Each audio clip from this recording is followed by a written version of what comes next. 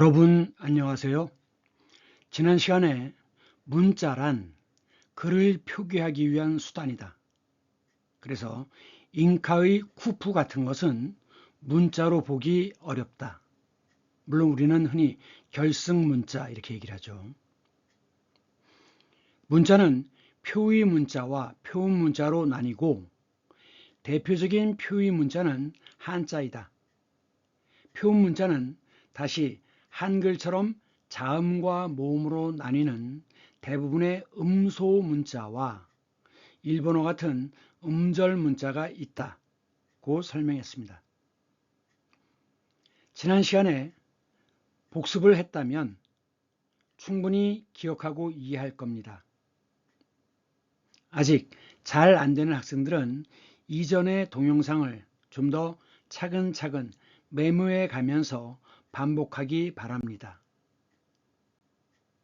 완전한 학습을 위해서. 육서 중 상형이란 글자 모습 전체가 뜻이다. 지사란 사, 머릿속으로만 존재하는 관념으로 개수나 위치를 표현할 때 사용하는 방법이라고 그랬죠. 회의는 상형이나 지사를 합하여 새로운 뜻, 중요한 건 새로운 뜻을 만들어내는 것입니다. 그런 방식이 회의이다. 오늘은 한자의 대부분을 차지하고 있는 형성과 그리고 많지는 않지만 전주, 가차에 대해서 하겠습니다. 한자 너무나 많고 복잡합니다. 보통 수십만 자가 있다고 그러죠. 그런데 한자의 대부분은 형성으로 되어 있다. 한쪽은 뜻을 나타내고 한쪽은 음을 나타낸다는 겁니다. 정말 한자가 어려운가? 자, 봅시다. 이것은 모방자입니다. 도대체 모라는 게 뭐냐? 자, 이것은 상형입니다. 어떤 겁니까? 자, 쟁기고 요 끝에 쟁기에 삽입니다. 그리고 양쪽으로 나무대를 잡고서 이랴 하죠. 이랴. 그러면 어떻게 됩니까? 밭이랑이 한쪽으로 쭉 나갑니다. 이것이 모입니다. 그럼 여기다 땅을 받고서 이랴 하면 쭉 나가겠죠. 여기다 쟁기를 받고 이랴 하면 이렇게 나가겠죠. 그런데 두 개의 그 중간은 사이라고 하지만 세 개 이상의 중간은 설이라고 합니다. 설이. 그래서 여기를 뭐라고 합니까? 세 개의 뭐가 만나는 이 지점을 뭐라고 합니까? 모설이라고 하죠. 모설이. 모난돌이 정 맞는다. 튀어나온 돌이죠. 모난돌. 그래서 이 방이라고 하는 것은 모라고 하는 것은 네모란 뜻을 나타내요. 네모. 그래서 자, 뭐 같아 보입니까? 노아의 방주 그림이죠. 방주인데 이 방주라는 건 뭐냐? 네모난 배예요. 지금 여기 보면 이렇게 용골이 있고 이런 모습이지만 방주라고 하면 그냥 바닥이 평평한 네모난 배입니다. 그 다음 요거 뭐라고 하죠? 초등학교에서 그래프 그릴 때 도형 그릴 때 많이 갖고 하죠. 모눈종이라고 하죠. 자, 뭐가 나 있죠? 요 하나하나가 눈금입니다. 그래서 이것을 모눈종이라고 하는데 한자로는 방한지라고 합니다.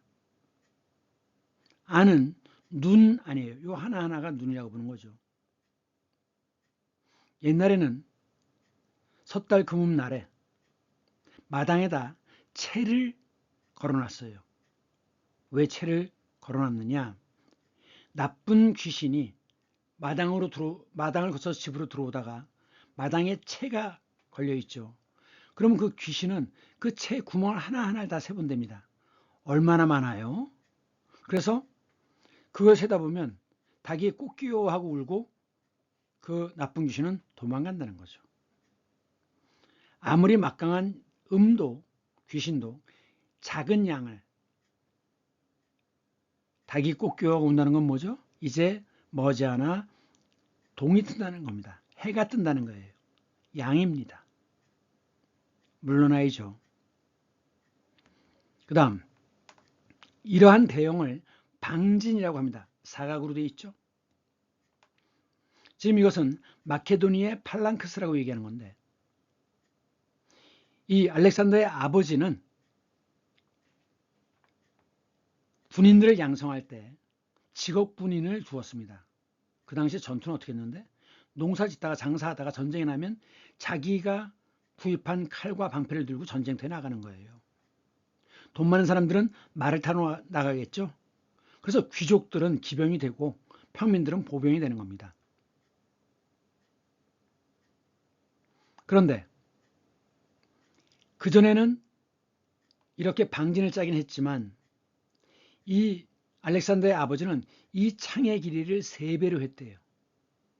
그러면 팔이 긴 선수와 팔이 짧은 선수 권투하면 누가 이깁니까? 팔 긴 선수가 한 손으로 이렇게 상대방의 머리를 견제하면서 오른쪽 펀치를 날리면 되는 거 아니에요?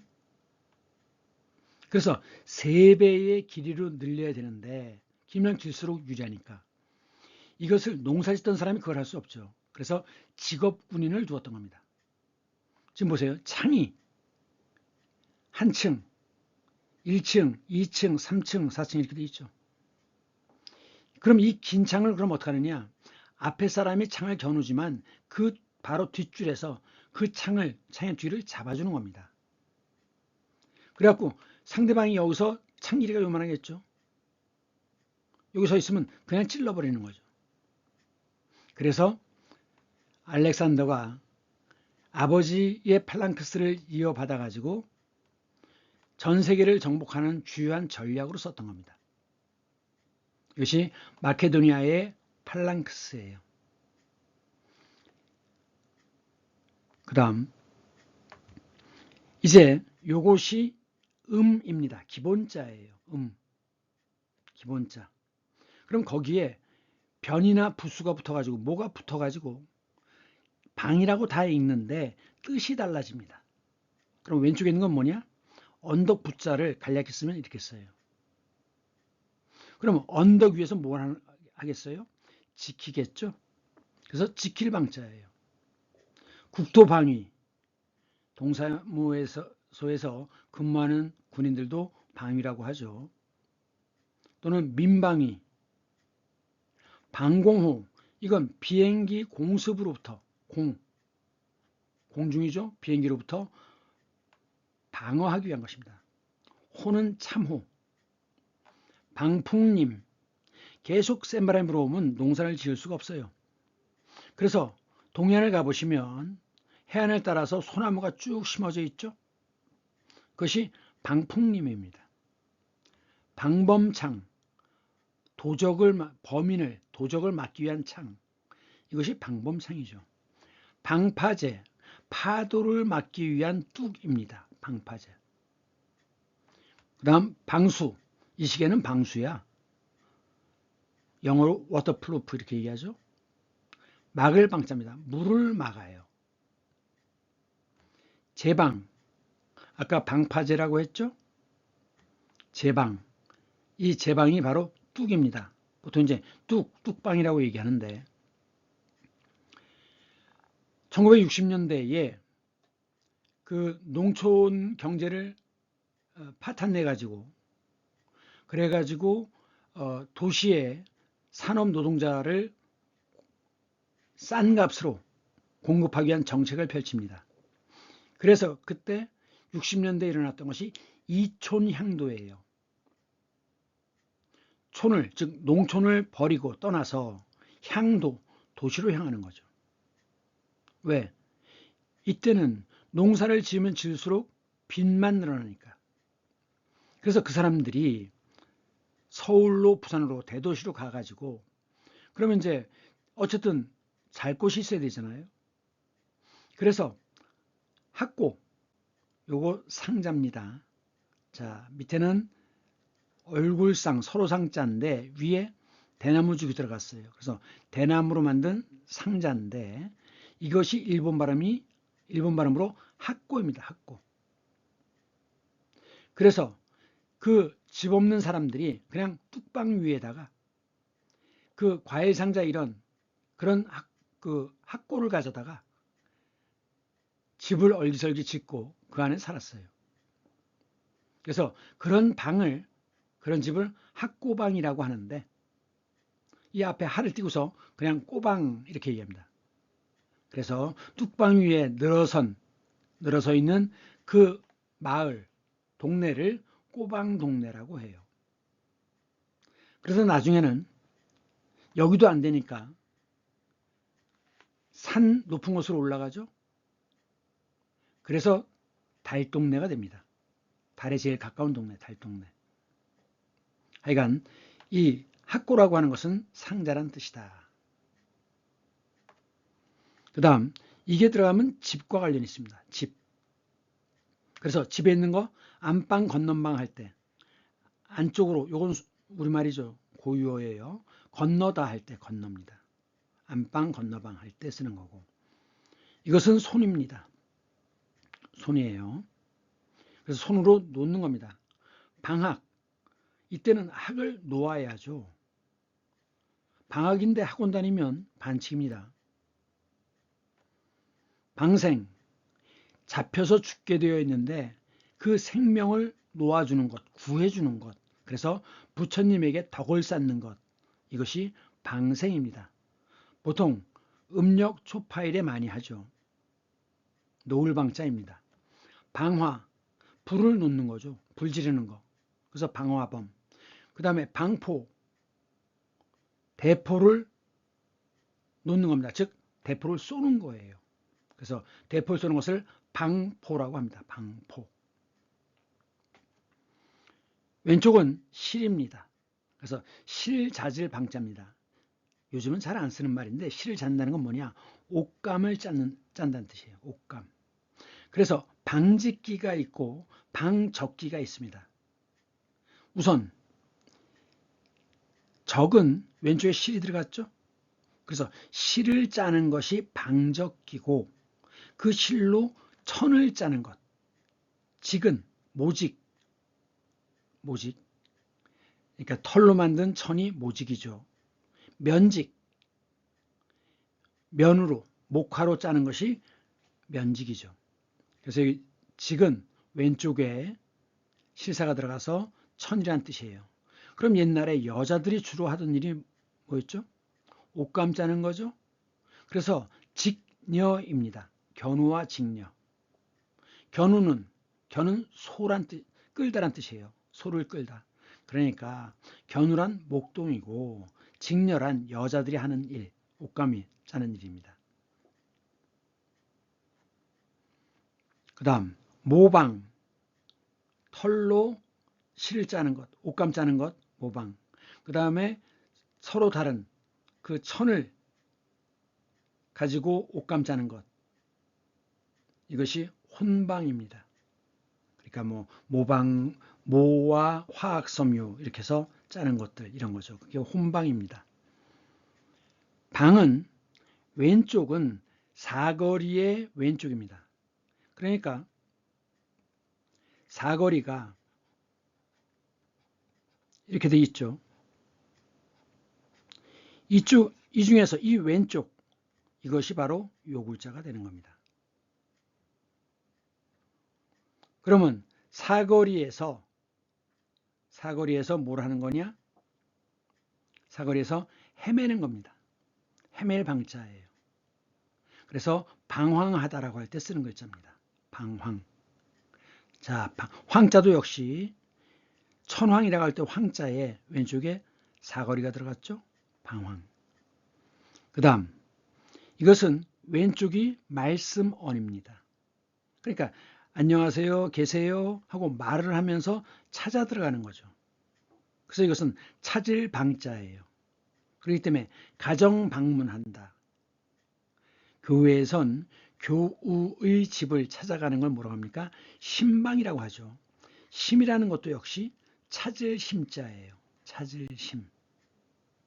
그래서 한용운에 심우당이란 집이 있죠. 성북동에 있습니다.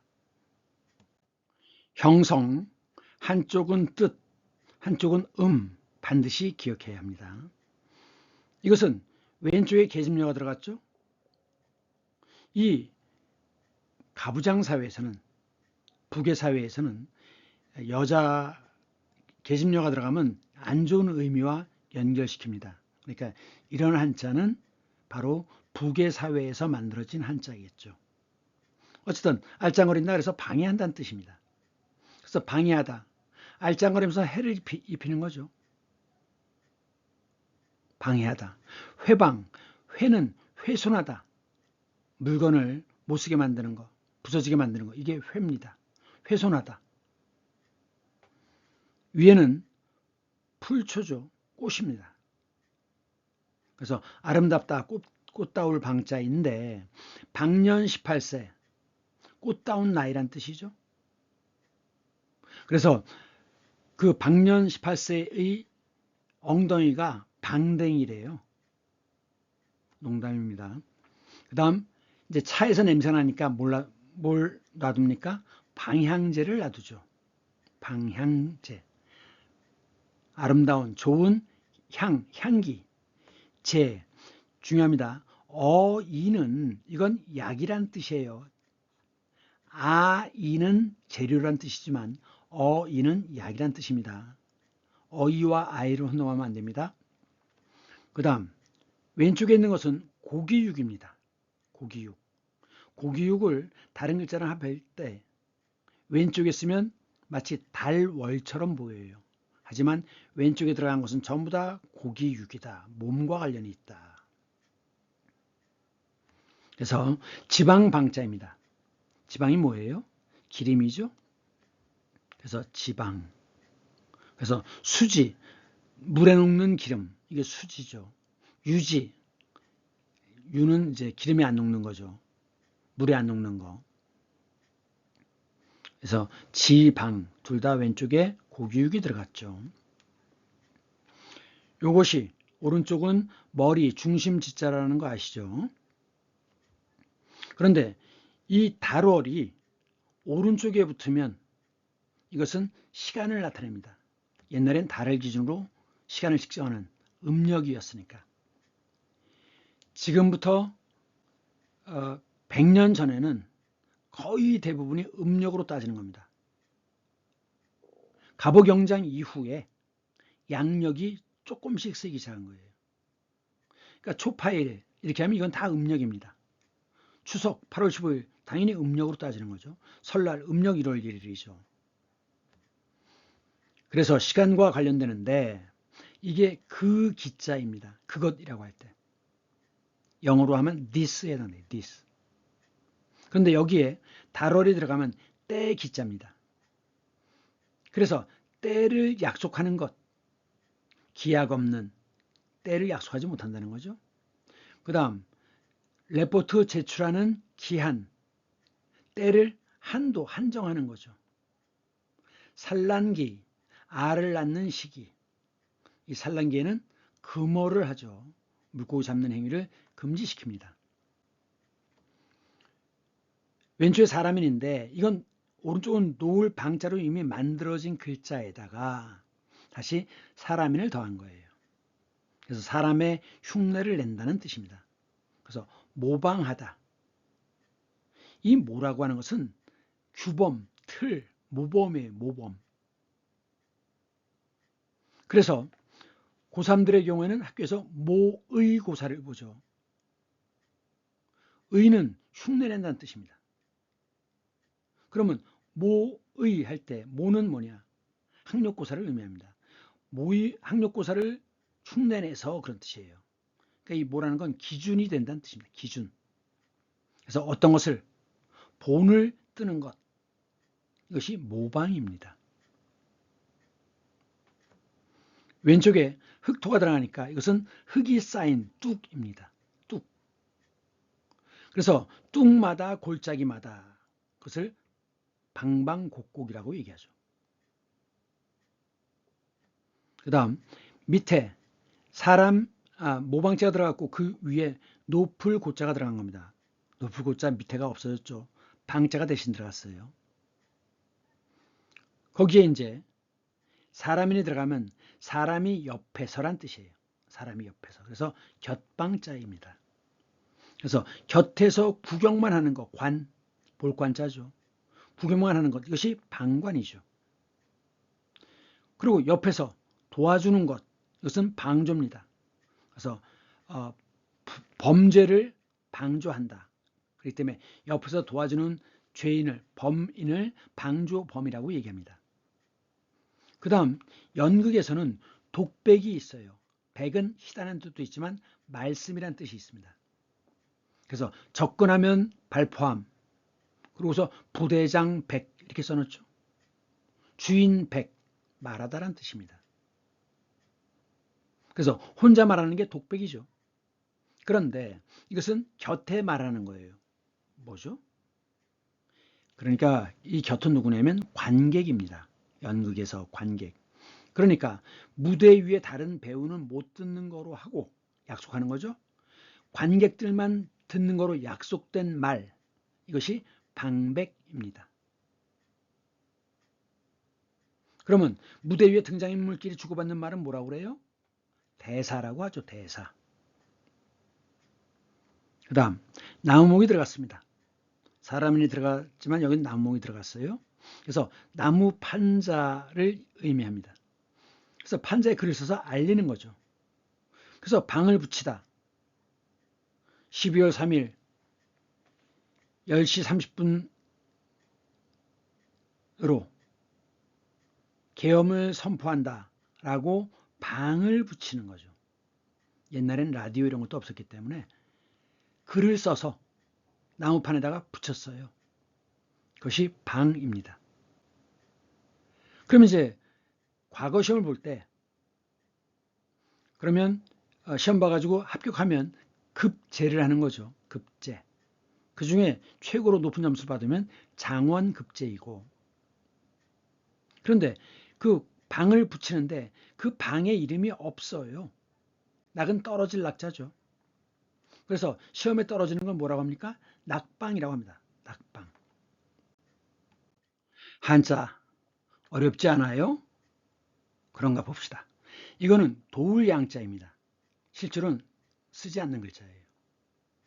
그런데 요 위에 요건 뭐냐면 뭔가 이렇게 보따리를 이렇게 등에 맨 모습이에요. 요게. 그래서 자루 낭자입니다. 등에 맨 자루. 그래서 이걸 뭐라고 하죠? 배낭, 등배자죠. 그 다음에 잘 때 침낭이라고 하잖아요. 그 다음에 옛날 여자들 그 놀이개 옆에다가 향낭도 차죠. 향주머니. 그러면 이제 낭중지추란 말이 있어요. 추가 뭡니까? 송곳이죠. 송곳. 자루 속에 있는 송곳. 무슨 말이에요? 재주가 워낙 뛰어나기 때문에 감추어도 결국 드러나잖아요. 주머니에 넣어도 이 송곳의 끝이 튀어나오게 돼 있죠. 그래서 재능이 뛰어난 사람은 숨어 있어도 저절로 드러난다라고 할 때 낭중지추다 이런 말을 하는 겁니다. 그러면 이 꽃 여러분 봤죠? 금낭화라고 합니다. 금낭화. 근데 이 금은 자 오른쪽이 면화란 뜻이에요. 면화, 목화. 그래서 이건 옷감의 종류를 얘기하는 건데 이것은 비단입니다. 그래서 비단자루처럼 생긴 꽃이다. 그래서 이게 금낭화입니다. 그런데 요 금자 비단금자예요. 자, 지금 보시면 이쪽이 진안입니다. 진안. 전라북도죠. 이게 이렇게 흘러요. 그래서 충주댐을 거쳐가지고 이렇게 흘러가지고 이게 서해안으로 빠지는데 요 북쪽이 충청도 장항입니다. 장항. 장항. 그리고 전라북도 이 끝은 여기 군산입니다.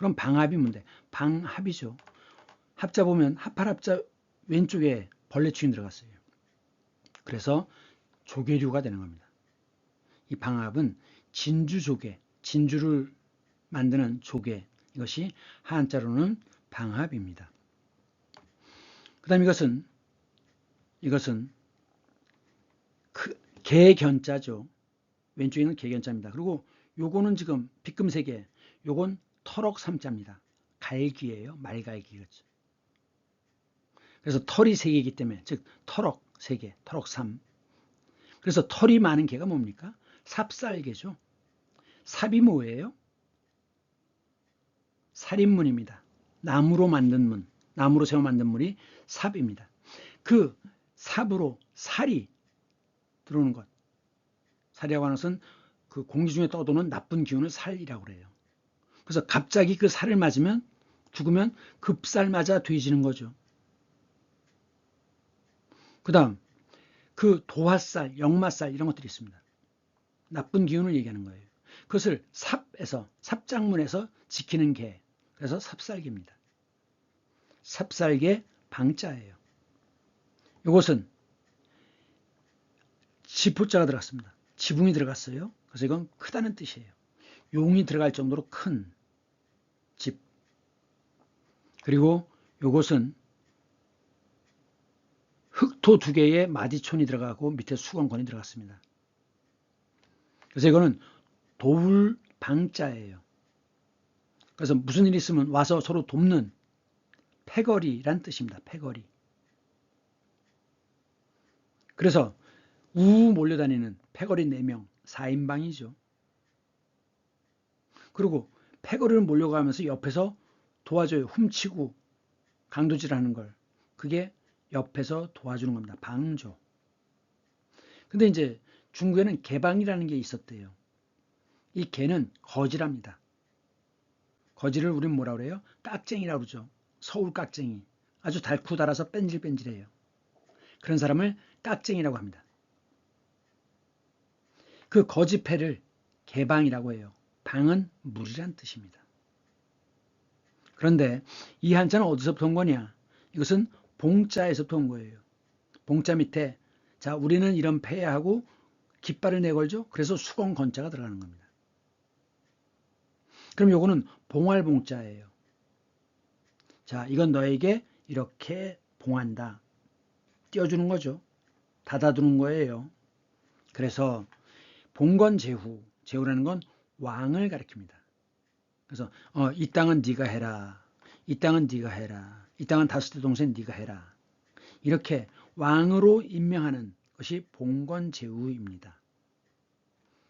그러면 이제 편지봉투 있죠? 어떻게 해요? 그 뚜껑을 풀로 붙여서 막아야 되잖아요. 봉투. 그 다음 막아서 자물쇠로 채우는 것. 통행하지 못하도록. 그것이 봉쇄죠. 그 다음 그 풀빵, 잉어빵 이런 거 살 때 종이봉지에다 담아주죠. 봉지. 종이로 만들어요. 봉지. 그 다음 닫혀있던 거를 엽니다. 그래서 영화에 처음 시작하는 걸 개봉관이라고 얘기하죠. 봉투를 여는 것이 개봉입니다. 자, 이것이 여러분들이 이제 한글 파일에서 한글을 집어넣고서 F9를 누르면 한자가 쭉 나옵니다. 이 많은 한자를 다 해요. 파란색은 평생 봐도 쓸 일이 없어요. 무시해야 됩니다. 파란색은. 하지만 이 까만색 중에 어떤 글자들은 알아야 되는데 기본적으로 이 글자를 알면 다 뜻이 변하는 거죠. 뜻이. 그래서 대부분의 한자는 여기서 보시는 것처럼 대부분의 한자는 한쪽이 한쪽이 뜻 이런 식으로 바뀌는 겁니다. 나무가 들어갔으니까 이것은 나무의 종류 이름이겠죠. 이건 실사가 들어갔으니까 옷감의 종류겠죠. 이것은 구스록이 들어갔으니까 구슬의 종류겠죠. 이건 목면자가 들어갔으니까 면의 종류겠죠. 그래서 처음 보는 한자라도 이게 어떻게 읽고 무슨 뜻일지 대충은 다 맞출 수가 있습니다. 한자 어려워요? 다음은 전주입니다. 돌전 기울일 주. 그래서 음과 뜻이 변해야 합니다. 그래서 어떤 한자의 본래 뜻과 and예요. 교집합입니다. 음이 달라지는 경우, 원래 글자가 글자로 표현하지 못하는 것을 이제 확대하기 위해서 나타나는 건데, 자, 예를 들어 보겠습니다. 이 악기는 인도 시타르라고 하는 악기랍니다. 이렇게 둥근 울림통에 줄이 되게 많죠. 자, 이것이 악기 악자입니다. 자, 시타르 어떻게 돼 있어요? 왼쪽 오른쪽은 실사가 들어갔죠. 스트링이잖아요. 현이 있어야 되죠. 현. 그런데 가운데 힐백자가 있죠. 이 힐백자는 뭐냐면 울림통이에요. 울림통. 근데 뭐로 만들어요? 나무로 만들죠. 그래서 이건 악기 악자입니다. 뮤직, 음악이죠. 음락이나 음요가 아니에요. 악기란 뜻일 때는 악으로 읽습니다. 그래서 그 기록이 악보죠. 악보. 음악 악보. 그런데 사람들은 이 음악 연주를 들으면 즐거워해요. 그래서 즐거울 낙자로 뜻과 음이 바뀝니다. 그래서 쾌락, 향락, 쾌락이라는 건 한꺼번에 몰려드는 즐거움이에요. 쾌, 이게 터질 쾌자입니다. 상쾌, 통쾌, 흔쾌. 향은 지금 손을 쭉 뻗은 거죠. 누릴 향자입니다. 즐거움을 누리는 것, 향락. 즐거운 원 동산입니다. 낙원이죠. 유토피아. 낙천적, 천은 하늘이 아니라 미래란 뜻입니다. 그래서 미래가 즐거울 것이라고 보는 것. 이것이 낙천적이죠. 낙천적의 반대가 뭡니까? 염세적입니다. 안 될 거야, 안 될 거야, 안 될 거야. 그런데 다시 뜻과 음이 바뀝니다. 좋아할 요자로 바뀝니다. 그래서 요산요수라는 말이 나오는데 악산, 악수 아닙니다. 낙산, 낙수 아니에요. 요산요수입니다. 이거는 한문에 나오는 거죠. 인자는 요산하고 어진 사람은 산을 좋아하고 지자는 지혜로운 자는 물을 좋아하느니라. 그래서 인자는 요산하고 지자는 요수하니라. 이것을 줄여서 요산요수라고 합니다. 즉 산과 수, 산수가 뭐예요? 자연이죠. 그래서 자연을 즐기는 것을 요산요수라고 합니다. 참고로 물은 검은색이고 계절로는 겨울이고 이것은 지혜와 관련이 있습니다. 지혜. 그 다음 제 이름은 김영국이죠.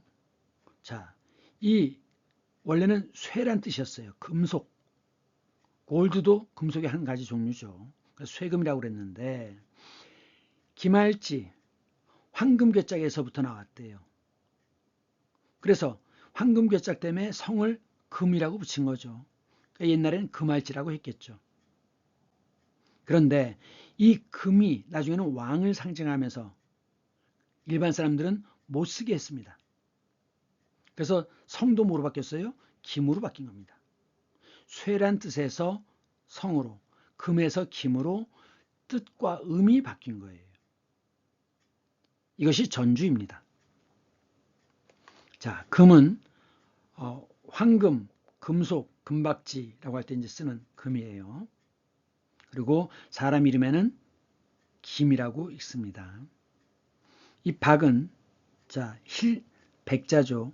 백자의 왼쪽에 삼손에 들어가면 머무를 박자예요. 백에서 박으로 바뀝니다. 그래서 밖에서 머무는 것이 외박이죠. 3박 4일. 근데 위에 대나무 죽이 들어갔어요. 그래서 대나무의 얇은 조각을 가리킵니다. 금박, 은박지 이렇게 얘기하죠. 지는 종이. 가차는 둘 다 빌린다는 뜻이죠. 뜻과 관계없이 음만 빌려서 표기하는 방식인데 중국 기준으로 외국어나 의성어, 의태어를 이렇게 표현합니다. 예를 들면 달러 이렇게 쓰죠. 그래서 이제 이 모양과 비슷한 한자가 뭐가 있느냐? 이게 있습니다. 불. 그래서 1달러, 2달러 하지만 1불, 2불 할 때 요걸 쓰는 겁니다.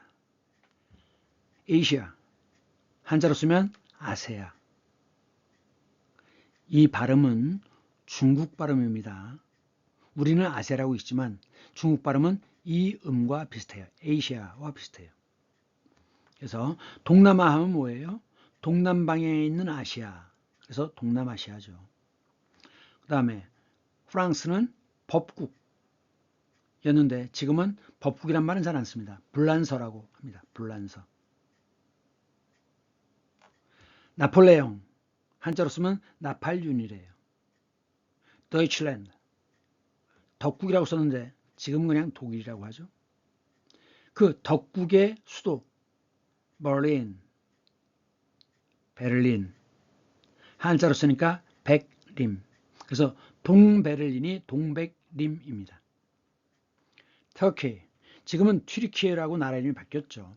터키 행진곡이라는 행진곡이 있습니다. 근데 1960년대에는 이것을 한자 음을 써가지고 토이기 행진곡이라고 배웠어요. 토이기 행진곡. 코카콜라. 중국에서는 이렇게 쓰죠. 근데 이게 중국 발음으로는 커흐커러라고 합니다. 자, 가능한 입, 가능한 즐거움입니까? 아니죠. 뜻과 관계없어요.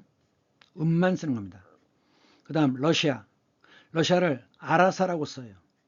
아관파천할 때. 그 아라사의 대사관이기 때문에 아관이잖아요. 고종이 글로 도망갔지 않습니까? 그게 아관파천이죠. 근데 그게 나중에는 그 뒤에는 로서라고 부릅니다. 로서 또는 로스케라고 하는데 로서아. 그런데 정로환이라는 약이 있어요. 설사, 이질, 이 일본 사람들은 이질에 잘 걸리거든요. 그래서 이제 러일 전쟁 당시에 그 설사, 이질 설사 때문에 세균성 설사죠. 이 전투를 하는 게 너무 힘들어서 그 전통 의학자가 뭐 당연히 중국의 약이겠죠. 약을 개발한 게 뭐냐면 정로환이랍니다. 무슨 뜻이에요? 노소화를 정복하는 데 쓰는 환약. 환은 총알처럼 동글동글한 게 환입니다. 정로환을 보급해서 러인 전쟁에서 이겼다 그러죠. 근데 러시아를 정복한다라는 게 약 이름으로 그렇잖아요. 그래서 발을 정자로 바꿨답니다. 발을 정자로. 정복할 정자에서 발을 정자로. 이게 왜 정복할 정자예요? 왼쪽이 네거리죠. 네거리의 왼쪽이에요. 네거리의 왼쪽. 그래서 이건 길을 가는 겁니다. 즉 정복하러 떠나는 겁니다. 그 다음 지저스를 한자로 쓰면 야소가 되죠. 그 다음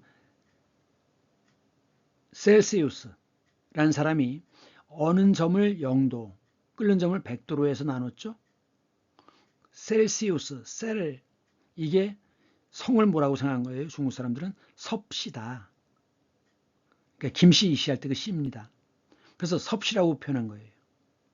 근데 이제 0도부터 100도니까 몇 등급으로 나눈 거예요? 100등급으로 나눴죠. 이게 센티입니다. 미터의 100분의 1, 1cm죠. 100분의 1, 100 그런 뜻이에요. 센티는. 그 다음 100년을 뭐라고 합니까? 센츄리라고 하죠. 센트는 100과 관련되어 있습니다. 그레이드는 등급이고. 그 다음 페른하이트, 독일 사람인데 이 페 이렇게 발음하니까 이건 또 화씨라고 했대요. 김씨, 이씨처럼. 그래서 섭씨냐 화씨냐 이 뜻과는 전혀 관계가 없죠. 이 섭은 섭취하다라는 뜻이에요. 화는 중화민국 할 때 번화롭다는 뜻이죠. 그 다음 우리나라도 한자를 이용해서 많이 표기를 했죠. 신라왕의 칭호가 이것이 역사 시험에 꼭 나오니까 이해하시기 바랍니다. 거서관인데 간이라고 하는 것은 칸 또는 한이라고 발음하는 거예요. 유목민족의 우두머리는 칸입니다. 그래서 징기스 칸이죠. 칸. 유목민족의 우두머리가 칸입니다. 이 신라 쪽은 지배층이 그 흉노, 그 후예들이라고 얘기를 해요. 흉노의 후예다. 그래서 김씨 성들은 다 흉노성이다 이렇게 얘기를 합니다.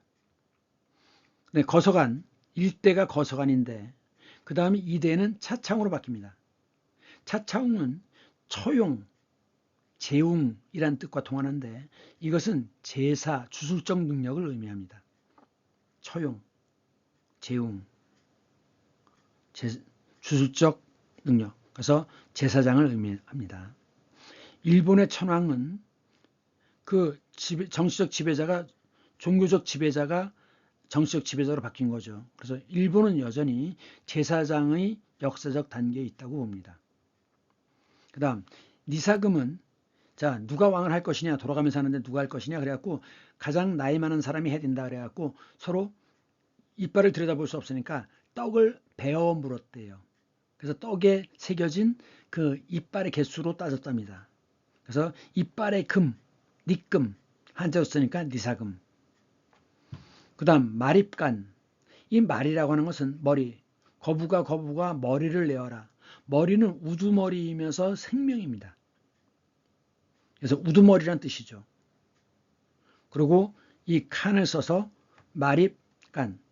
그러니까 부족의 우두머리가 칸이지만 부족 연맹의 우두머리는 머리가 되는 칸인 겁니다. 그래서 말입간 이렇게 된다는 거죠. 한 가지 더 신라의 셔블 동쪽 벌판 새는 동쪽이라는 뜻입니다. 그래서 새바람이라고 하면 봄에 동쪽에서 부는 바람을 새바람이라고 해요. 동쪽이라는 뜻입니다. 동쪽 벌판. 그걸 한자로 쓰니까 서라벌이죠. 이 서라벌을 사로라고도 합니다. 사로.